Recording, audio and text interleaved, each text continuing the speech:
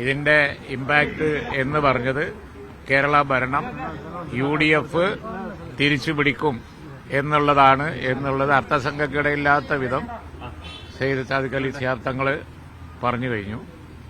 ദിവസങ്ങൾക്ക് മുമ്പ് തന്നെ ഈ തെരഞ്ഞെടുപ്പ് ജയിക്കും, അടുത്ത തെരഞ്ഞെടുപ്പ് ജയിക്കും എന്നുള്ളത് അദ്ദേഹം പറഞ്ഞിരുന്നു. അത് അക്ഷരാർത്ഥത്തിൽ ഇവിടെ വന്നിരിക്കുകയാണ്.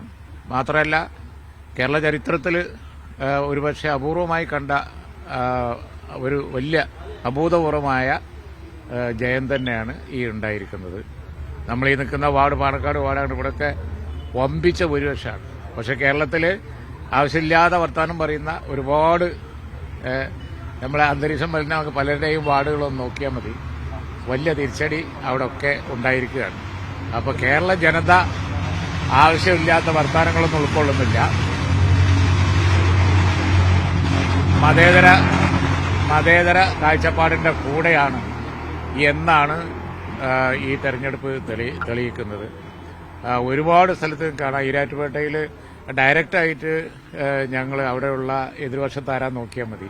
വർഗീയതയെ ഒരിക്കലും കേരളം അനുകൂലിക്കുന്നില്ല.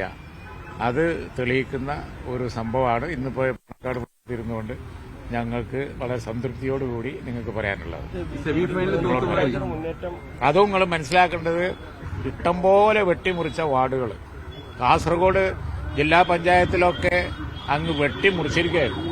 ഗ്രാമപഞ്ചായത്തിൽ പറയും വേണ്ട, അവരുടെ ഇഷ്ടത്തിന് വെട്ടിമുറിച്ച വാർഡുകൾ ഉണ്ടായിട്ടുമാണ് ഈ തൂത്തുവാരൽ. അപ്പോൾ ഒരു നിഷ്പക്ഷമായ തെരഞ്ഞെടുപ്പായിരുന്നു, വാർഡ് വിഭജനമായിരുന്നു, എന്തുണ്ടാവും? അത് ആലോചിക്കാവുന്നേ ഉള്ളൂ. പല മുനിസിപ്പാലിറ്റികളിലും ഗ്രാമപഞ്ചായത്തിലും ഒന്നും ഇടതുപക്ഷത്തിന് അംഗങ്ങളില്ല. കണ്ണൂരിലും മലപ്പുറത്തും ഒക്കെ ഉദാഹരണങ്ങൾ പറയാം, അംഗങ്ങളില്ല. അതാണ് ഈ തിരുവനന്തപുരം കോർപ്പറേഷനിലൊക്കെ ഒരുപക്ഷെ NDA ഏറ്റവും വലിയ ഒറ്റകക്ഷി ആയാൽ പോലും അവർക്ക് ഒറ്റയ്ക്ക് ഭരിക്കാൻ കഴിയാത്തൊരു സാഹചര്യത്തിലേക്ക് കാര്യങ്ങൾ പോകും.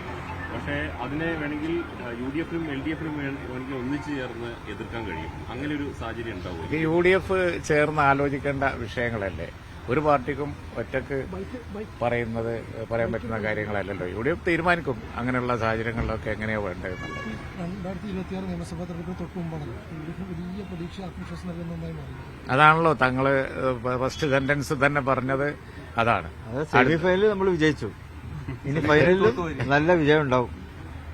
സെമിഫൈനലിൽ വിജയിച്ചു കഴിഞ്ഞു, ഇനി ഫൈനലിലേക്കാണ്. അവിടെ നല്ല വിജയം ആവർത്തിക്കും. ചർച്ച ചെയ്ത് ശബരിമലയും ഭരണവിരുദ്ധ വികാരം തന്നെയാണ്. 10 വർഷമായിട്ട് ജനങ്ങൾ അനുഭവിക്കുന്ന ആ കഷ്ടത ഉണ്ടല്ലോ, അത് തന്നെയാണ് ഏറ്റവും കൂടുതൽ ചർച്ച ചെയ്യപ്പെട്ടത്. അതിന്റെ കൂടെ കൂനിന്മേൽ കുരു എന്നതുപോലെ ശബരിമലയും കൂടി വന്നുവിട്ടു. മറ്റു വിഷയങ്ങളൊക്കെ വന്നുപോയിക്കൊണ്ടിരിക്കുന്ന പല വിഷയങ്ങളാണ്. അതല്ല, മറ്റ് ശബരിമല ജനങ്ങളുടെ ഹൃദയത്തിൽ തൊട്ടു. അതുപോലെ തന്നെ ഈ വർഗീയത, തീതുപ്പുന്ന വർഗീയത, കേട്ടാൽ അറപ്പുളവാക്കുന്ന വർഗീയത, അതിനെ LDF പ്രോത്സാഹിപ്പിച്ചു. ഞാൻ പറയണ്ടല്ലോ എങ്ങനെയാണെന്നുള്ളത്. അത് കേരളം അംഗീകരിക്കില്ല എന്നുള്ള ഈ തെരഞ്ഞെടുപ്പ് തെളിയിച്ചു. ലീഗിനെതിരെ വെൽഫെയർ പാർട്ടി ബന്ധമൊക്കെ വെച്ചിട്ട് LDF വലിയ ആക്രമണം നടത്തിയിരുന്നു. ലീഗിനടക്കം വർഗീയ കക്ഷിയായിട്ട് ചിത്രീകരിക്കാനുള്ള ശ്രമവും LDF നടത്തിയിരുന്നു. അല്ല, അത് ഞങ്ങൾ അന്ന് തന്നെ മറുപടി പറഞ്ഞിട്ടുണ്ട്. അവരെയും കൊണ്ട് പതിറ്റാണ്ടുകൾ നടന്നവരിപ്പോൾ അത് പറഞ്ഞാൽ ജനം വിശ്വസിക്കുമോ? അതൊക്കെ കഴിഞ്ഞു. അത് റിജക്ട് ചെയ്തു എന്നുള്ളത് ഇപ്പോൾ ഈ തെരഞ്ഞെടുപ്പ് തെളിയിച്ചില്ലേ. യുവ സ്ഥാനാർത്ഥികളാണ് അധികം. മനോഹർ അലി ശിഹാബ് ഒക്കെ നിൽക്കുന്നുണ്ട് ചോദിച്ചു.